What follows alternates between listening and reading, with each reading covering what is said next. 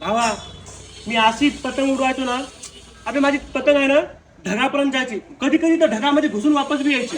एक वेळेस तर सूर्यापाशी गेलतीच एवढूशाच राहिली बघ. आणि आमच्या गावात काय झालं, एक पाणी नाही पडायचं. भाव मी असं खाली पतंग ओढली की खाली पाणी झालं, ढगातून पाणी काढलं मी पतंगानं. अबे पोरी फ्लॅट होत्या माझ्यावर, अशी पतंग उडवायचो. मज्जा करायला लागली काय. हा हे सगळं तो ठीक आहे. हा मला सांग, हा. अशी हवा आली पतंग कोणी करतात सांग. मायला यानं लयच रे काम तिकडं दिसायला बा. मी असंच फेकत होतो, यानं तर खरंच विचारायला. आता कसं सांगू, मी तर पतंग उडवलेली जिंदगीत. मायला हवा इकडे जात असेल तिकडे जात असेल, आता काय सांगू, इज्जतीचा सवाल आहे. कसं असते, मासुळीला पाहुणं आणि बापाला ते असं काय शिकवायचं राहिला रे.